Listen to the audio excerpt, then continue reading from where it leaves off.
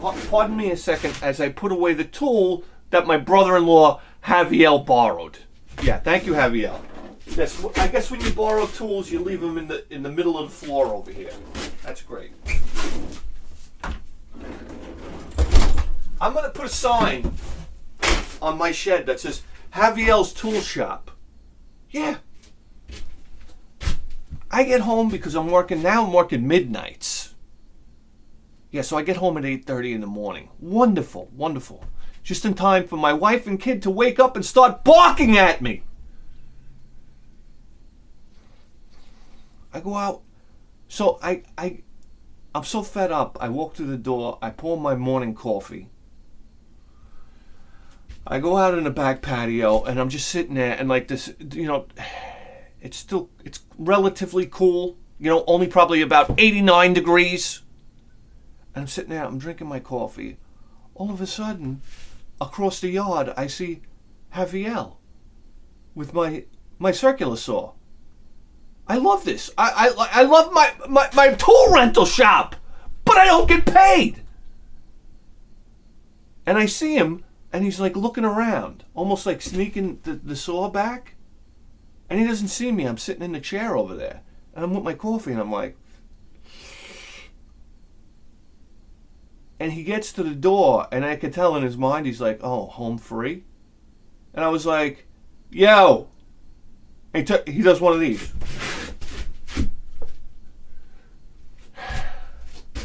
Oh, yes, circular saw. I say, yeah, I know what it is. What are you doing with it? Cuddy to Woody. I don't know what he said. Yeah, that's great. Hey, no problem. We're family, no problem. Yeah. It's a brand new Diablo blade on it. Yeah. What are you cutting? Oh, a pallet. That's great. My blade is grinding through nails now. Yeah. The teeth on my saw blade look like chud. Thank you, Javier. Good day. Yeah. I'll get another $40 blade. No problem. When are you renting next time? What do you want to do? Take my bandsaw to cut concrete?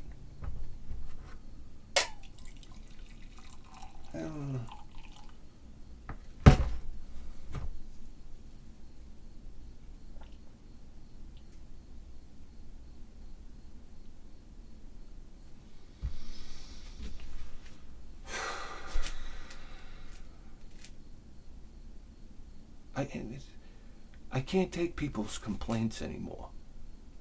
Like the complaining. You understand? I go into the break room. We just had a hurricane. People got their power out. You understand? I got a guy. He's sitting there. No, he's sitting in his chair. Number one, his ankles look like, I don't know, they're turning purple. I don't know what's going on with the health of some of these people. He's sitting in the chair with his legs open and his belly hanging out. And he's complaining about how he doesn't have power yet and how he's got to fill the generator with gasoline at night. I'm like, you got a fucking generator, number one. I can't believe this. So, what's the problem, pal? Your freezer's not going bad. You got a generator. You got lights, and you're probably watching Looney Tunes all night. Sorry, your air conditioner doesn't work. Finally, I just said to him, I said, hey, let's say his name is Bob. I said, hey, Bob, this kid's dying of cancer. That's my new thing now. That's what I say. And there are. This kid's dying of cancer. And I mean, it was like a sword cutting the air silent spell.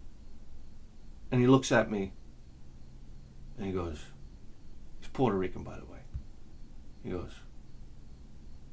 you're right, Poppy. You're right. And I was like, wow, that was easy. Then we had some fucking quiet. I was like, that's great. I could go back on Yahoo News.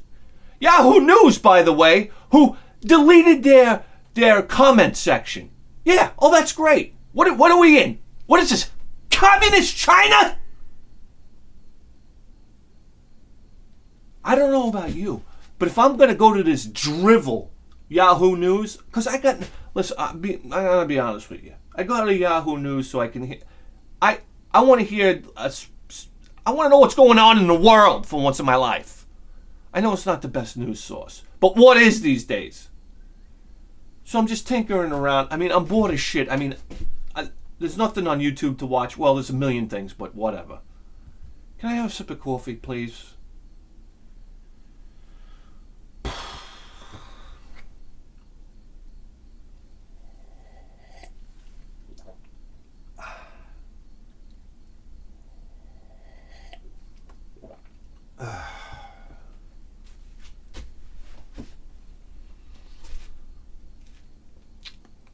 Yeah, Yahoo News. I read a news article and then I go directly in the comment section to get the real scoop.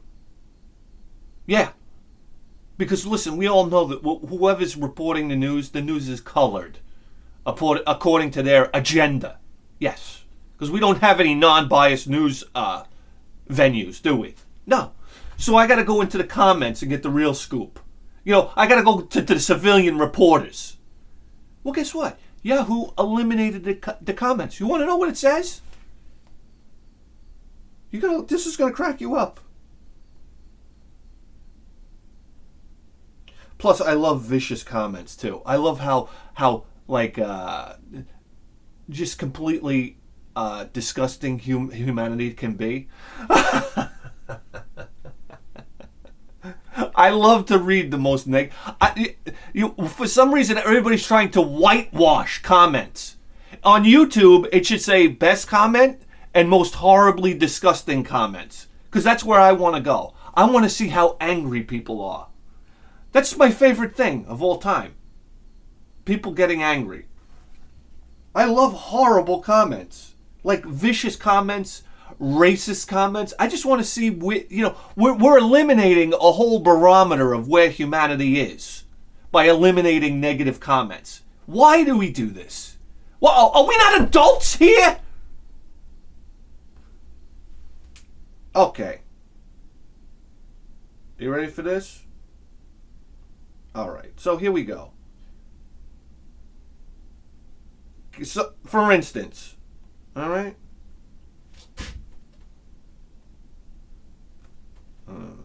Okay. Simon Cowell. Yeah, Simon Cowell speaks out after breaking his back. I mean, who the fuck cares? But anyway, so I want to go to the comment section, and read all the hateful comments. So here we go. You go there. Now, at the bottom, reactions. Our goal is to create a safe and engaging place for users to connect over interests and passions. In order to improve our community experience, we are temporarily suspending article commenting. In the meantime, we welcome your feedback. No, you don't. No, you don't, Yahoo. We welcome your censorship. Yes. To help us enhance the experience. Yeah, well, here's my feedback, Yahoo. Stop being communist China. This isn't the USSR. Stop trying to control the media. You're out. I don't go to Yahoo News anymore, even though I just did. Anyhow.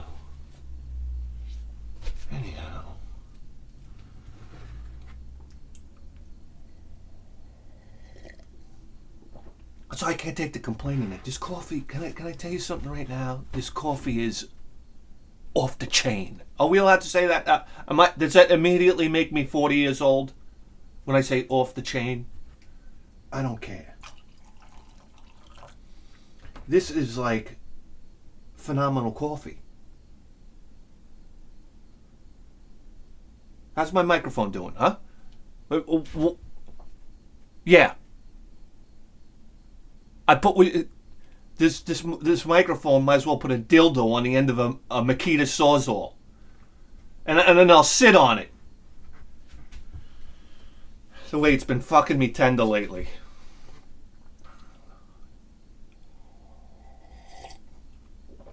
Yeah, So yeah, the complaining. I go to Chipotle the other night. Yeah.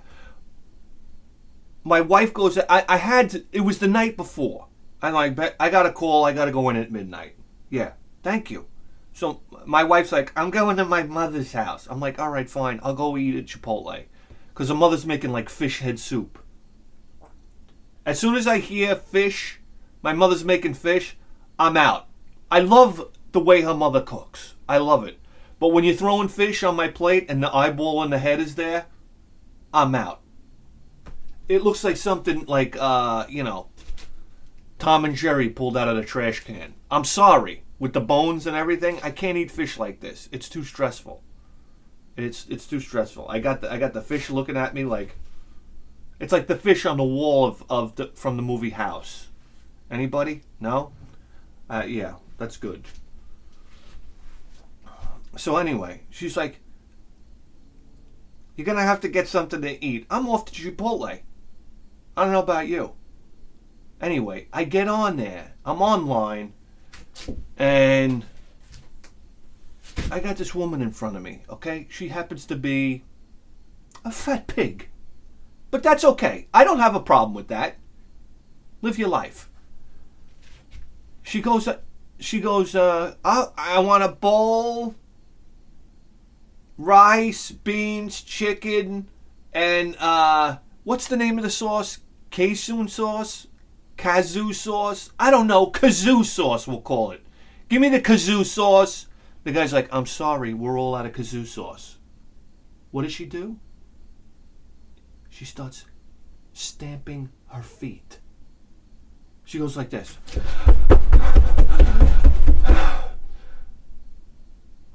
I look at her. I was like, it took me everything I had not to say, you fucking slob. You fucking slob. Can you imagine? Can you imagine a grown person like this having a temper tantrum because they're out of au jus sauce or whatever it's called? I'm out. I'm tuning out. I just wanted to I wanted to grab her. I wanted to grab her by the hair. There's kids with cancer. Do you understand?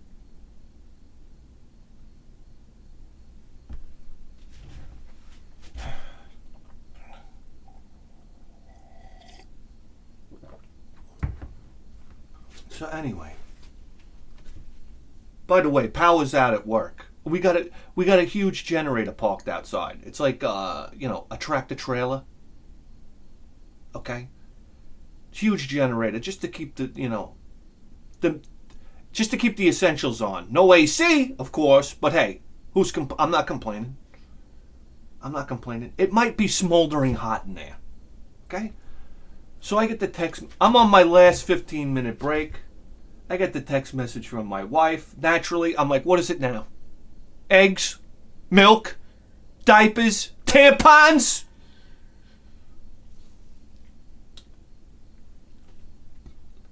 We're going to the beach. So I'm like, for once in my life, I'm like, you know what?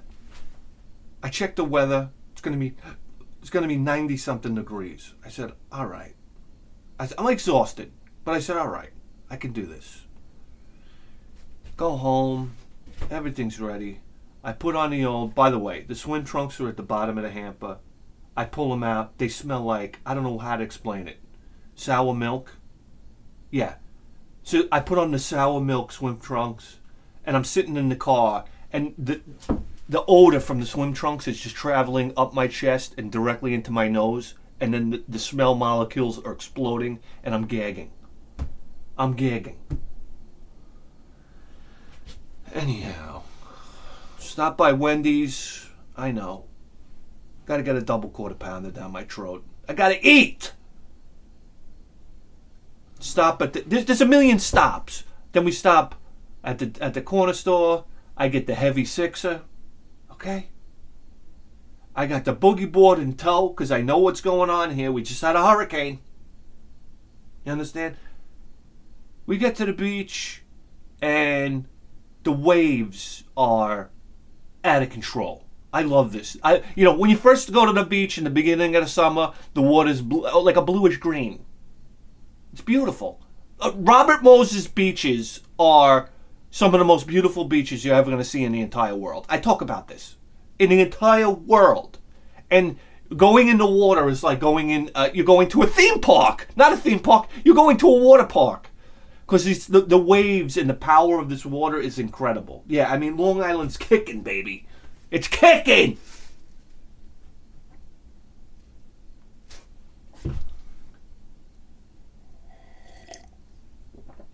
So here's my mission.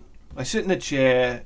It's great. My wife knows I'm exhausted out of my mind. So she takes the kid, and we went with one of her nieces and their kids. They all go down to the water. So now it's peace and quiet time as I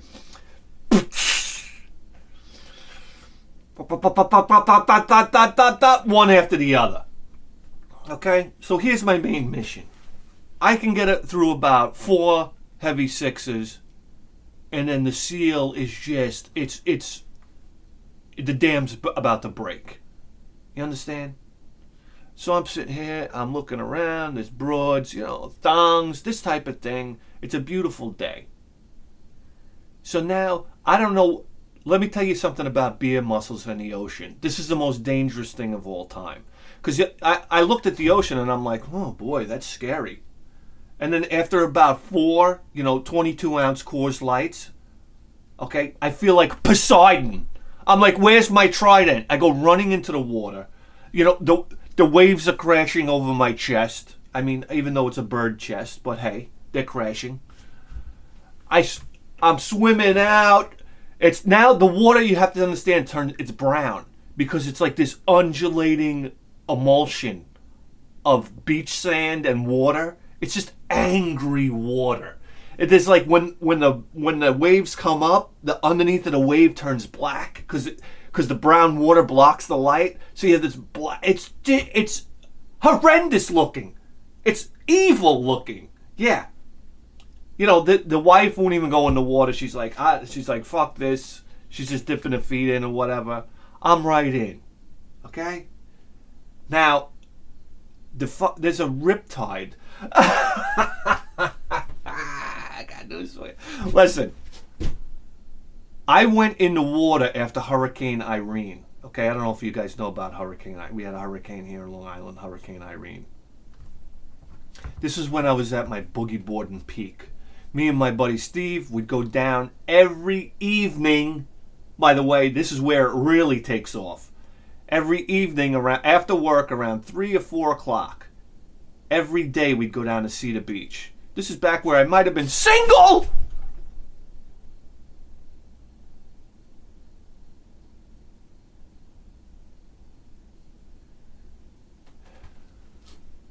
And had a life. I mean, the shape I was in at that time was fantastic. I mean, going to the gym, boogie boarding. Do you understand what happens to your shoulders? You ever wonder why surfers have like shoulders like this? It's because they're going like this all day. You ever see a surfer out of shape? Everybody should get a surfboard. Because number one, it's the upper body swimming, and then it's the relaxation of the ocean. It eliminates all the cortisol in your body. Yeah. That's basically no stress.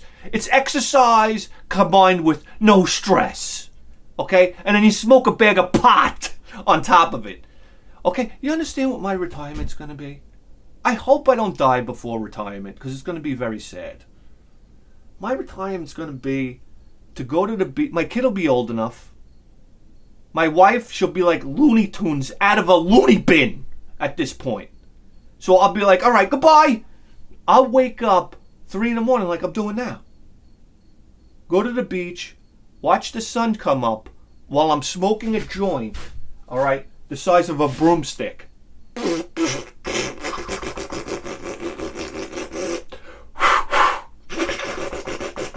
They're going to be like, look, it's an Indian chief. Look, he's got his peace pipe out. No, it's an enormous, heaving, sticky joint.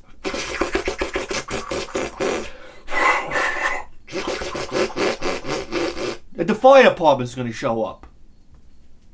Look, oh my God, it's Jethro Tull playing his flute. No, it's me. I got a joint. I'm going to have a joint that has like a brace on it so it doesn't fold in half. It's going to have a truss that comes up off my waist. It's going to come out to here. The truss is going to come up like this.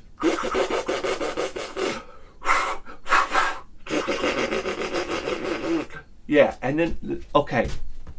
The sun's coming up. We have the radios now, the self-powered radios. Yeah, I know. I'm old. The JBL. I got this little JBL pill fucking stereo. It sounds great. I'm listening to fucking Led Zeppelin. Physical grip. No, I'm listening to Achilles' Last Stand. And I'm standing in front of the ocean.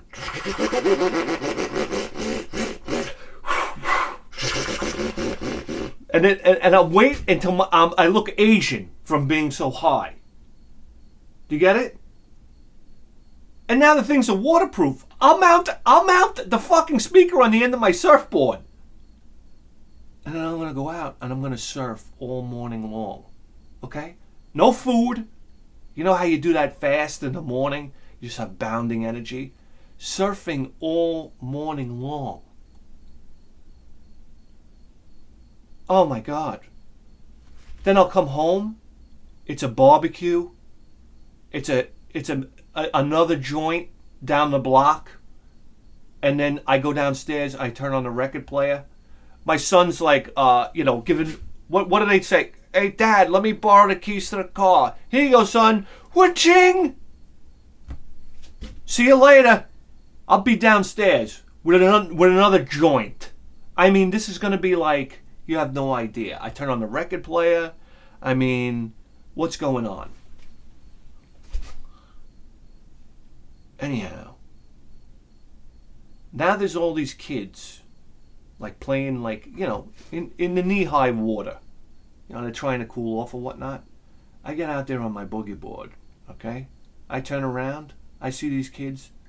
They look like fucking bowling pins to me. I'm like, let's go. I don't even know what to tell you. I'm like, I don't know about you. I'm running over some kids.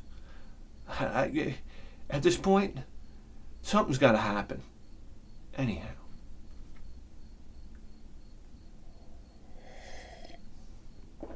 I get back to my beach chair. Now I'm like, the after the ocean rolls you over a few times.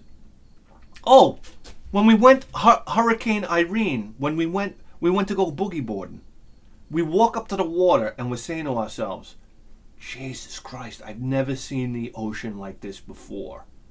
And I'm looking at my buddy Steven. He's looking at me. And we're like, holy shit. Next thing you know, we see this guy running running with his surfboard towards the beach. I'm like, who is this guy? One of the Beach Boys? I don't know. He starts running and he jumps into the water and starts paddling. And I swear to you, the rip current was so strong. As soon as he got into the water, it was like he got onto a conveyor belt and he went right down the beach and disappeared. It was like parallax scrolling. And disappeared. I mean, in seconds. It was like, I don't know how to explain it. It was like a Blue Angels flyby. And he was gone. And I just looked at my friend Steve and I said, he's dead. He's dead. What? Did you see me calling the Coast Guard? No. Because listen, if you're a surfer, okay, you're on your own, buddy. Okay, there's no lifeguards. There is no Coast Guards. And surfers understand this. It's like an unwritten rule. If you're going in the water in a hurricane, you know the risks. He disappeared. And we looked at each other and we were like, oh, what's that? Oh. We didn't go in the water. I said, Steve, what do you want to do? You want to go back? You want to go to Taco Bell? You turn around and get out of here? We left. Well, we weren't getting in that water. This is when I just met my wife.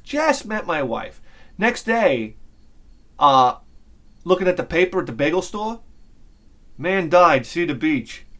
I said, oh my God, that was the guy. That was the guy. And I called my wife. She's in tears. She's crying on the phone. She's like, oh my God, I thought you died, because I had told her we were going to go to the beach. There you go. There you go. That's how I knew she had... That was back when she had like a beating heart in her chest. Yeah. Anyhow. So I get back to the beach chair, and my wife's like, we're going to my brother's barbecue later. So I'm like, hey, now I'm in. That means we go home. Her brother lives around the corner from me. All right? I buy another, 12-pack at this point. Another 12-pack, yes. So we're in another, $22.99. I'm going to the poorhouse here.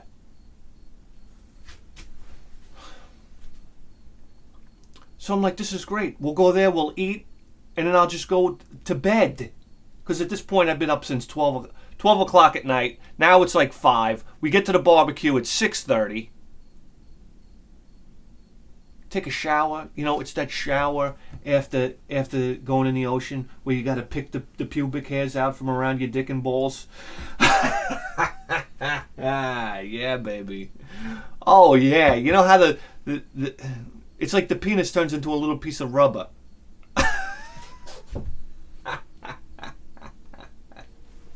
I don't know. Anybody else experience this? No? Okay. So, we go to the barbecue. Now, the dog's been home all day, sweltering inside the house. Okay?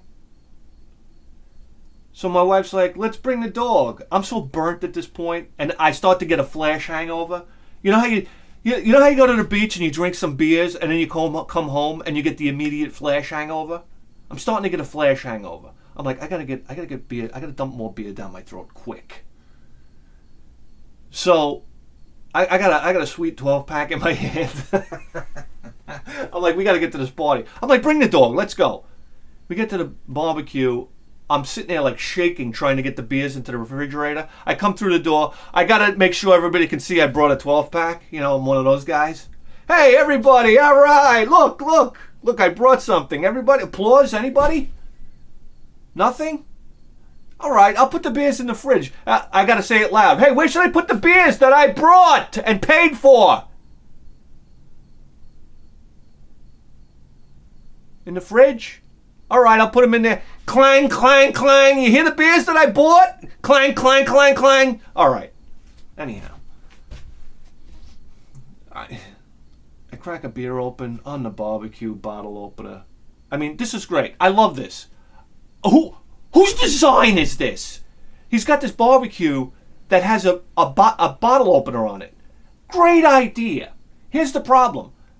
The bottle opener is on the hot part of the barbecue. It's like attached to like this. It's about 3 millimeters away from hot charcoal. Yes.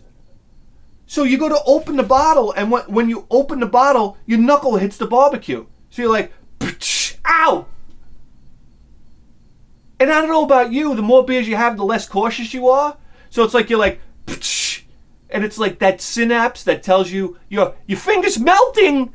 Takes about 3 years to get to your brain. And then you're like, ow! And then you look, and your knuckle hairs are burnt off. Yeah.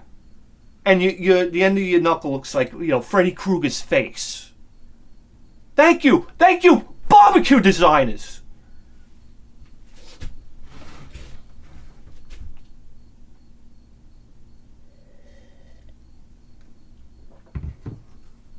So here we go. Now I'm with the family. Everybody's speaking Spanish. I don't care. I'm trying to burn off this flash hangover. It takes about a beer and a half to get out of it. Okay? So I'm dumping another beer and a half down. I'm starting to come out of it. I'm still a little like, bed seems nice right now. But they're cooking the food. I'm like, be patient. We'll get out of this. Now everybody's speaking Spanish. And I love this. That my wife loves to disappear. She'll she's talking with with a sister-in-law. They're inside. It's always designing the house. Oh, we're going to knock this wall down. Oh, open floor plan. You know, we're going to do this. She's in designing the house now with this woman. If I was my brother-in-law, I'd take them both and knock their heads together. Come outside. We're having a barbecue. You're spending my money already.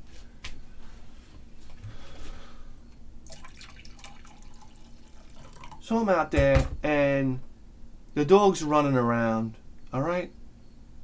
The food's getting ready to be made, and next thing you know, they're serving the food. I'm in. Everybody's got their food. I go to get my food. Now the music gets quiet. You ever notice, I don't know, Spanish house? When everybody's eating, they love to play the music.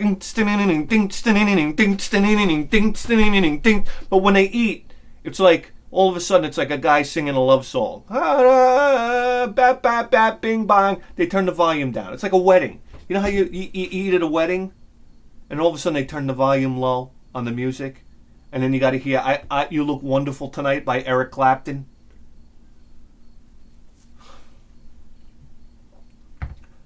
But as long as I hear that China crash in that song, you look wonderful tonight, and he hits the China crash, greatest piece of drumming in history of man.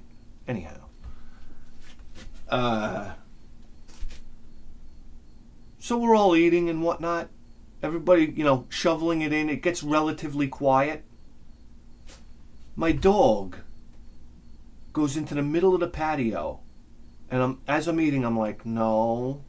I see the back start to arch. I know. The dog starts taking a heaving shit onto the patio. Now everybody's eating.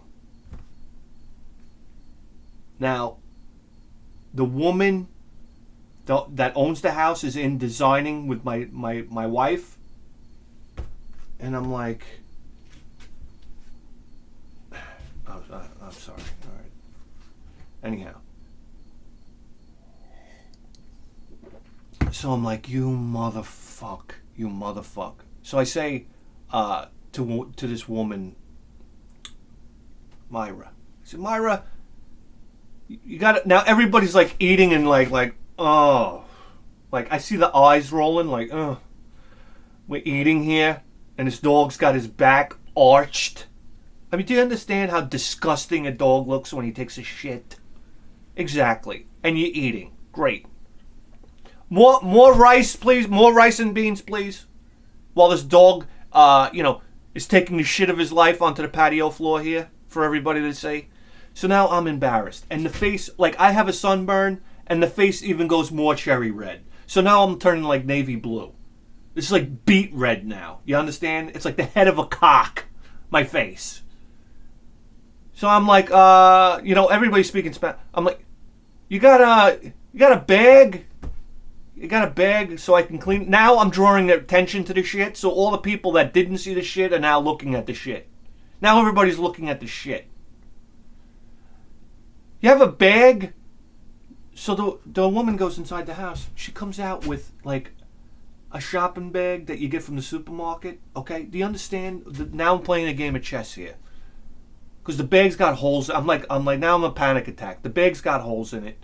The first, you understand? You put your hand in there, and then you got to scrape your fingers along the concrete because you got to try to get like every little piece of shit out of the concrete. So you got to scrape your fingers. So the bag's ripping. At least when you have doggy bags, they have a thicker plastic, so you can kind of get in there. So I put my food down. I take the bag and I put it on my hand, and I'm doing the walk of shame over to the steaming pile of heaving shit on the floor. And now everybody's looking at me. And I get down, and as soon as I get down, who has to say something? Who has to say something? You want to take a guess at this point? I hear, Yassie! What happened? This is like with military sniper type of timing. You understand? I'm down on my hands and knees. I'm scraping up shit, Sylvia. I'm scraping up shit. Are you happy now? Are you happy now? What was the reason for that? What was it? You can't see what happened? Now I'm explaining myself as I'm scraping the shit off the floor. I'm scraping up shit, Sylvia.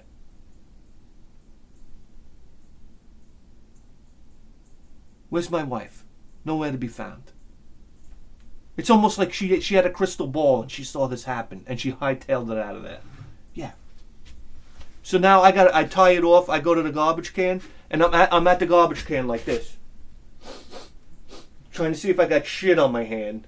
And then I go back and I start eating my food again. It's like, yeah, now I look like an animal. Because I was just like 1 micron away from shit all over my hands. And now I'm going to go back to eating without washing my hands. Yeah.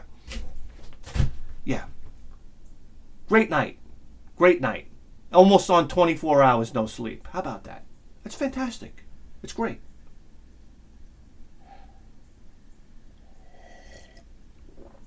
Callahan here.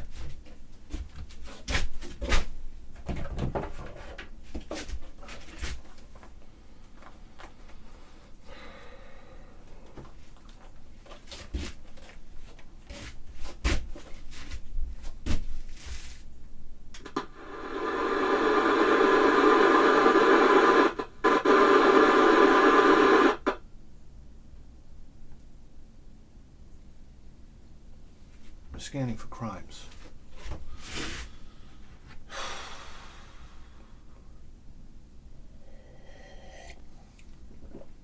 Yeah. By the way, while I'm at Chipotle, I like to eat in the parking lot. That's what I do. I turn on like a podcast. I eat in the parking lot. I got the AC blowing on me. I mean, this is like, it's fantastic. Guy pulls up in a Maserati, all right? Yeah, I love this. This is the greatest. This guy pulls up in a Maserati. He gets out, and you could tell exactly who somebody is, okay, by the car they drive and the clothes they wear. That's it. I got you nailed down. And the hairdo. Guy gets out of the car, and he's got Under Armour on. Who's buying Under Armour? Anybody? I want to know who wears Under Armour these days. I got news for you. As soon as I saw that logo, I said, I'm out. Not only that, this is like, what is this, like, Little League? What are you wearing, Little League baseball outfit? That's what I know Under Armour from. It's like Little League kids wearing Under Armour.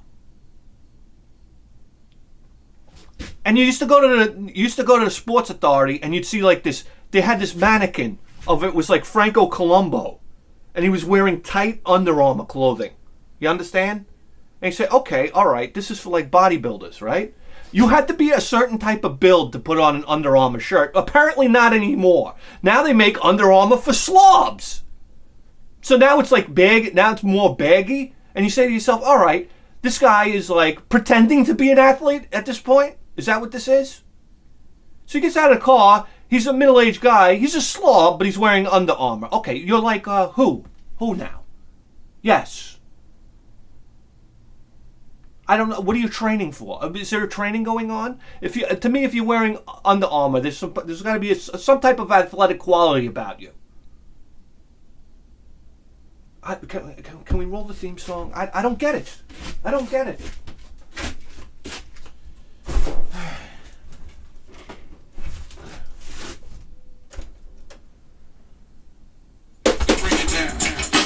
One, two, and don't forget to three, or whatever the finish for beavers is as being. The human orchestra, one man band, fresh funky rhyme singer, beat like an Anna, let's go like king, and while my legs are swinging as I do my own dance, then I can't bring Bismarck King! That's right. There goes Rita. Shut up! Even though you shut up already. Oh! Yeah. Let me tell you something. You get older, it's a lot harder to get down. In more ways than one. What are you gonna do, guys? We did a little work this weekend. You know, I like to do a little work. Listen, I love to get packages from the viewers. All right, but I mean, lately I feel like a schnurrer. I feel like we need to do some work, and we did some work. Even though that's all I do is work on this show. But I feel like I need to do more work. You understand? So it feels good. It feels good for me to go out there and earn my keep. All right? I can't keep on riding on the backs of my viewers. Because you guys have been incredibly generous. But I like to come out here and put in a little work here. We went garage sailing. And if you think garage sailing with a 4-year-old isn't work, I got news for you. Here we go. You ready for this? What are we going to do here? So I'm also excited to present this stuff that we found this weekend for you. Yes. I really am. I really am. Here we go. Number one, I mean, guys, look at this pencil sharpener. I mean, what? Where you going? I know, you're falling asleep. Oh, is everybody falling asleep at this point? Yes. I gotta tell you something right now. I saw this old pencil sharpener right here, and I went right back to elementary school. Remember sharpening a pencil? This is an experience that I want my son to have. Yes. So I'm going to mount this in the middle of his room, and every time he wakes up in the morning, he's going to have to sharpen a pencil. I don't know. Guys, remember getting up out of class and using the pencil sharpener?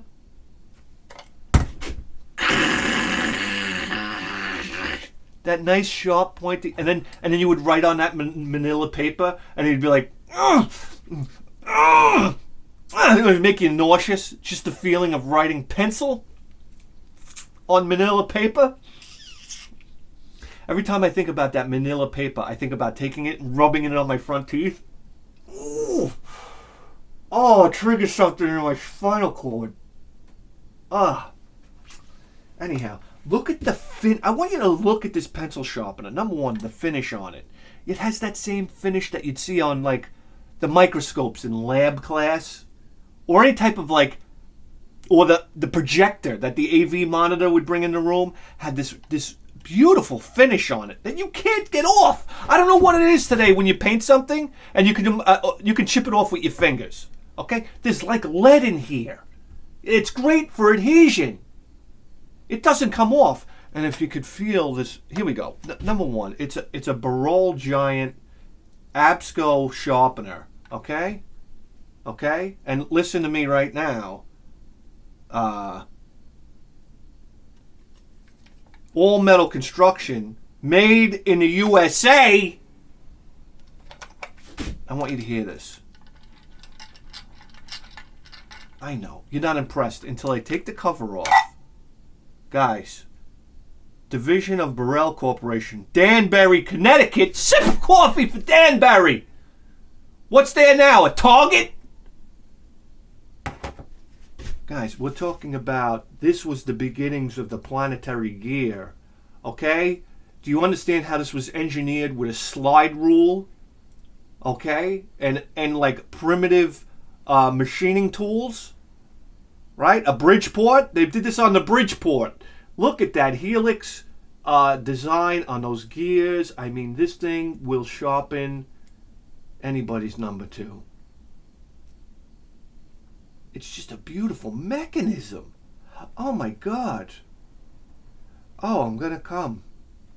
This is great. Yeah. So there you go.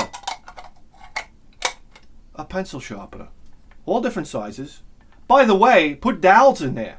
You know what we used to do when we were kids? We'd make a bow and arrow. Yeah. Out of like a stick and a rope. Make a bow and arrow. Then we used to take, my father doesn't know this, but we used to take sticks. You find a straight stick for an arrow, and then I used to sneak into the garage because my father always had a pencil sharpener around the garage. We have another one over here too, by the way. You hear that? You want to see it? Oh my God, it's pencil sharpener heaven. This is a Dixon Enduro, by the way. Oh baby, look at that. Oh, take your skirt off, baby. Yes. Oh, this one has a full floating bearing on the other side. Oh yeah, baby. Oh, sharpen my pencil. That's what my father told me to tell my second grade teacher, by the way. My second grade teacher told me something. I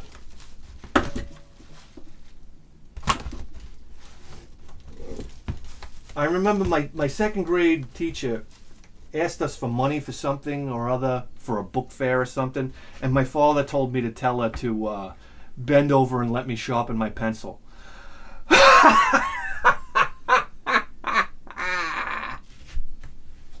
I swear to God. And then my mother yelled at my father. My father didn't give a fuck. And then I remembered that as a kid. And I was going to say it to the teacher. I was like, Dad gave me permission. Bend over and let me sharpen my pencil, Mrs. Lombardo. Anyhow. What are we talking about here? Pencil sharp. Oh, yeah. So we would get a straight stick and I'd run into the garage.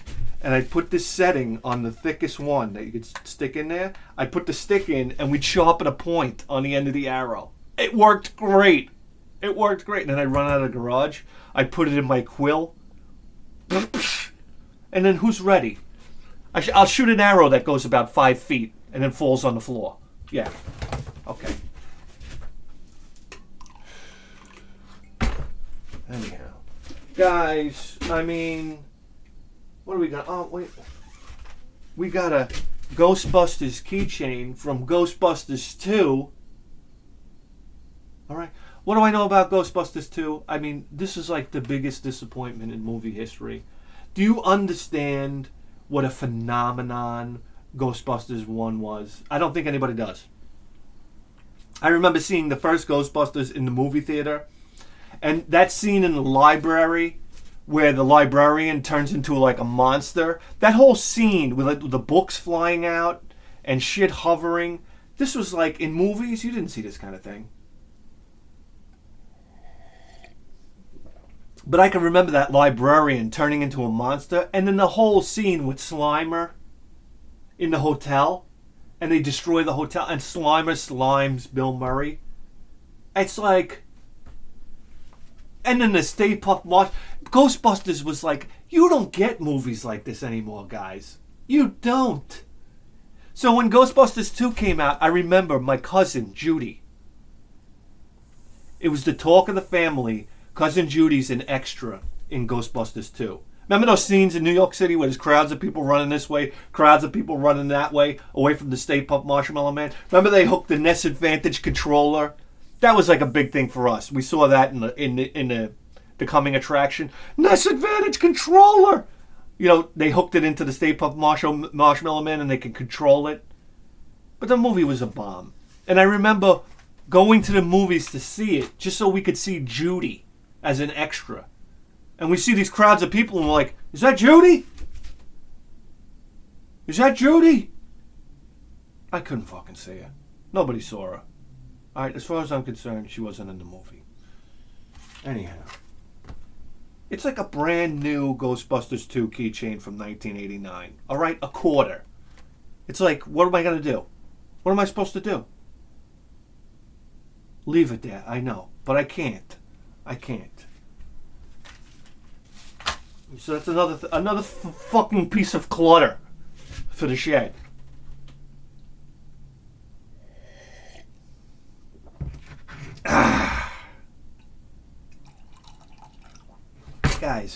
Guys.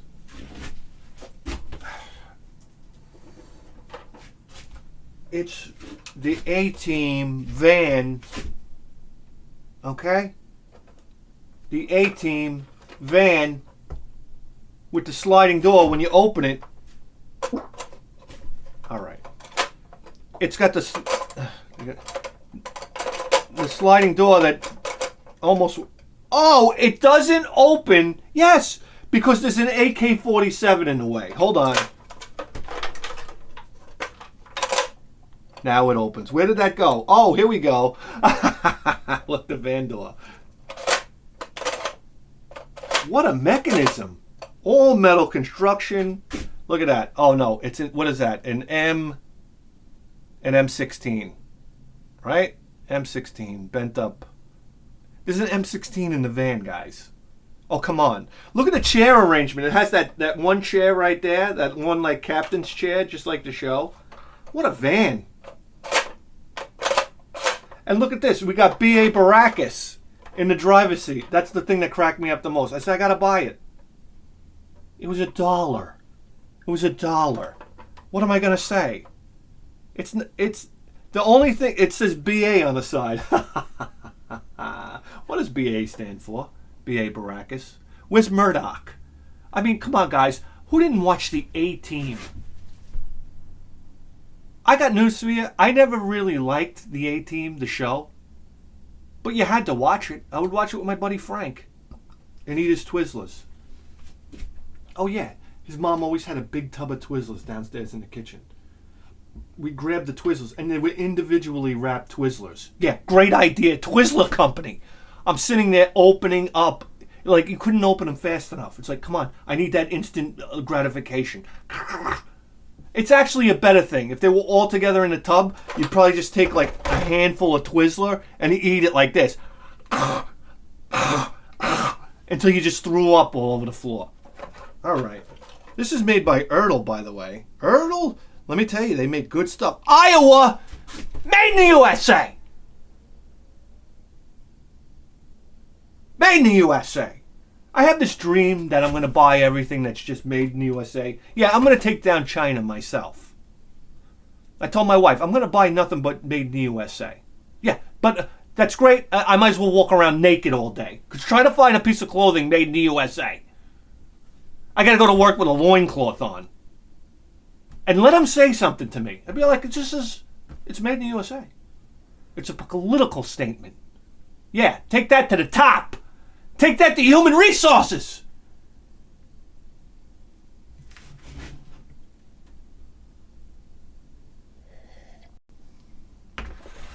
Here we go. Guys, this has been a journey of 10 years now. 10 years, okay? I've gone to garage sales. I had a guy, another shark that I would see every once in a while. And he pulled me aside and he says, you want to see what I got? And he brought me to his van.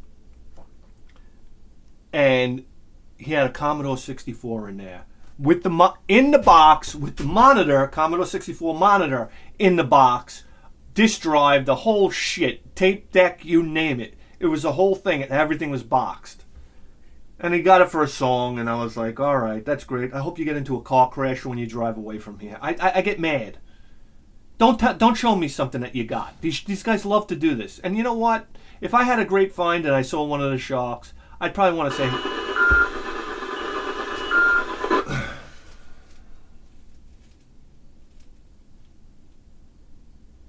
I'd probably want to show them too, because it's actually somebody that would appreciate it. You know? So he showed me this Commodore 64 and with my like...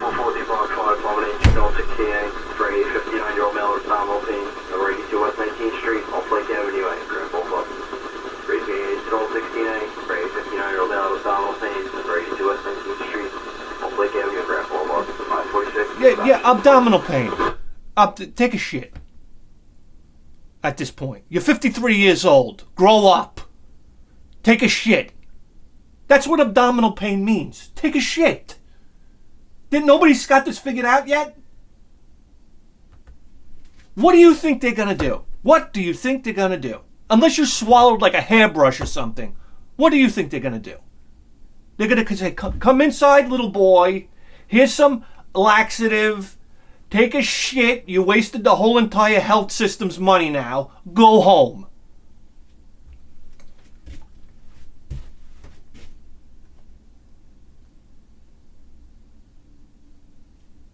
What are we talking about? Oh! I gotta turn this thing off. Yeah, because I appreciated seeing that Commodore 64, but with my left foot I'm trying to undo his brake lines. under the car. All right? So he can slam into a tree. I don't want. It's like the guy that showed me all the TurboGrafx stuff that he just found. He just found at a garage sale that I was just at. It's like, wow, hey, congratulations, buddy, and just walk him over to a tree and slam. Great. I'm so happy for you. Anyway, we walk up and I see this sitting on the table there, and I get a fucking rod through my pants. You understand? Guys, you gotta understand something. The Commodore 64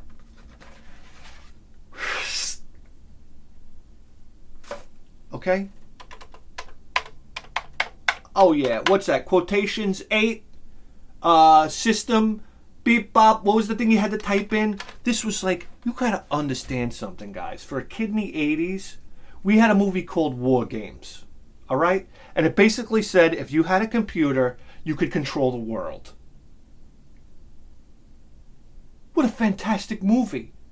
So when I would go over to Rex's house, and you got to understand something, Rex's father was a professor at a very prestigious university. And there was a computer in every room of the house. This was unheard of. And there was like 3 computers in the house. This was unheard of. And Rex had access to a Commodore 64. It was his. So we'd go over there, and this was a mystery machine. It was a mystery. And there was this disk drive. There was this, you'd hit the button and... All right, let's grow up for a second here. This was, tape decks, tape players. Billy had one. We went from very sophisticated Rex to Billy had one with the tape drive, and we had to rewind the tapes and then load the tapes, and the tapes we'd start loading a tape, go outside and play. Come back. It's true. Remember when you said we'd go outside and play?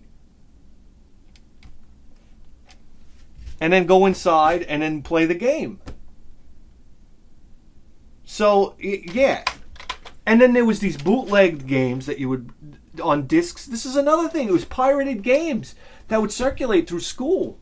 We had a guy, Scott Kuhn, lived over the bridge. We used to go over there and he had pirated games. Like, there were 20 games on a disc. 20 games on a disc for a kid? This is like sleepovers all weekend long just to play the games. Commodore 64 is fantastic. Fantastic magic machine. Magic machine. Honestly, games I remember, Toy Bazaar, Up and Down. I talk about these games before. What do you want? What do you want from me? But you name it. You just name it. Rambo. And the music on the Commodore 64 is some of the most fantastic video game music ever. Platoon. These are hardcore games, baby. And the graphics were awesome. The Last Ninja? Oh, the music. Ashka! It's so good. And the sound of the keyboard. And Rex would type in the syntax. Remember, you type it in? And some games would load, some games wouldn't load. Some games were cracked by Eagle Team. Like, what? They were hacked. This was War Games. War Games. And I remember when Rex used to... Rex legendary temper tantrums, where he would slam the... You don't think this is a tough machine? The guy... I didn't even... This is what I say to the guy. I say, does it work? He's like, well, I say, do you have the power pack? You have the disk drive? So every question I ask, I see dollars coming off the price, right? I say, you have the cassette player?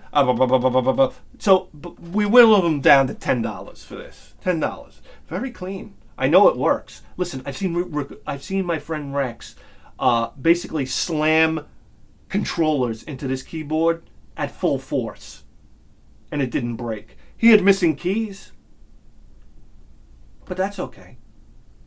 That's okay. And Rex would type in the code, like the syntax. And sometimes you get a syntax error. I'm like, Rex, try it again.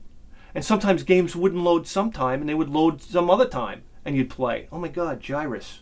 We got Gyrus to load. Oh, so good. So good.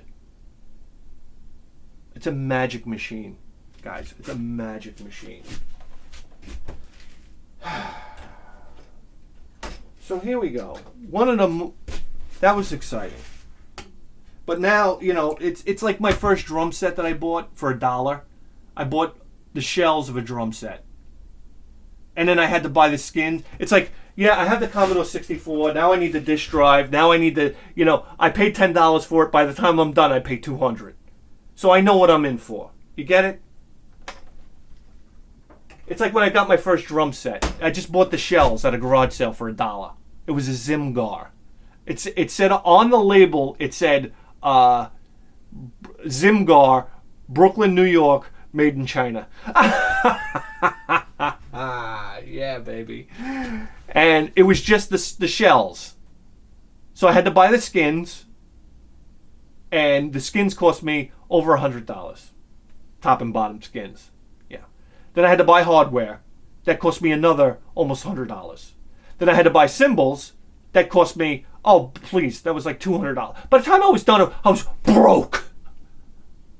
I was broke from the beginning, spending $1 on it. I was broke.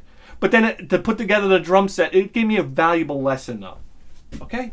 It gave me a valuable lesson. So, it all works out in the end. I think. I don't know. All right, here we go. Now, here's the thing that really had me going here. I see this, okay?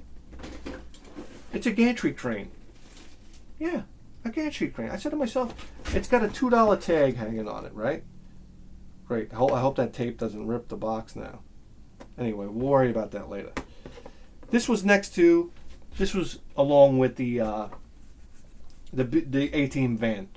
So I see this gantry crane, and I'm like, battery operated crane. It reminds me of that robot arm that you would get from Radio Shack. What was it called? The Armatron or something like that?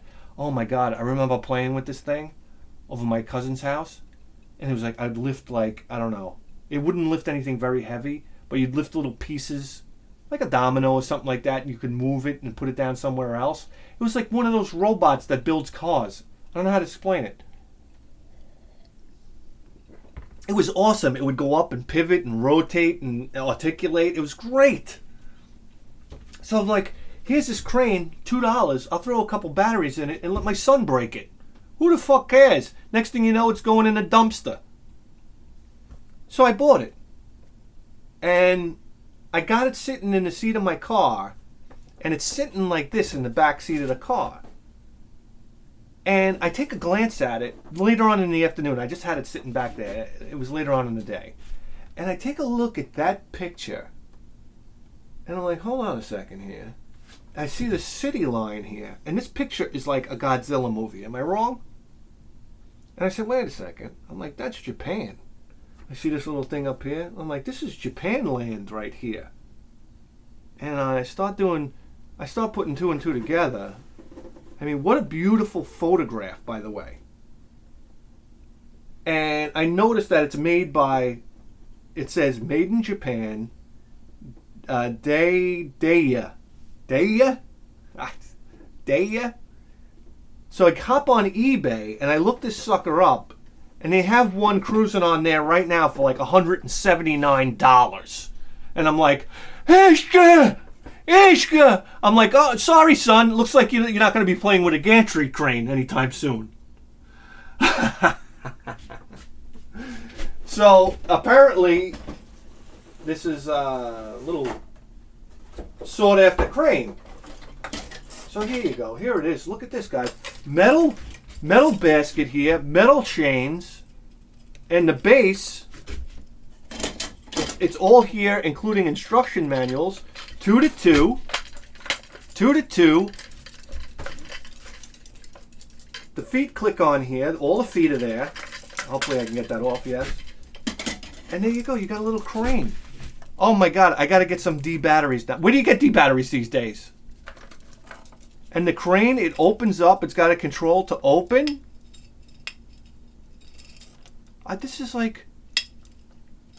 is fantastic stuff here. It's got a little control here. I don't know what this does. Maybe that raises and lowers this this lifting arm here. Look at little acrylic pulleys in here. I mean, this is fantastic. Oh my God, so much fun. So much fun that my son will never experience. Are there batteries in it? There are batteries in it, and they haven't leaked. Isn't that amazing? Sunbeam batteries. Anyhow, you get the idea.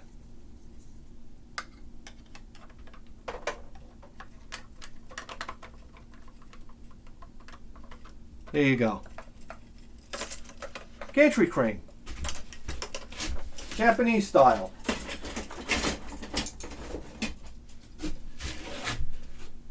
$2. What are you gonna do? What are you gonna do? Guys, we're an hour and 7 minutes in here, okay? And it has taken you this long to realize that you just tuned in to the greatest video game program in the history of human civilization. And you better believe that. With a 4K face!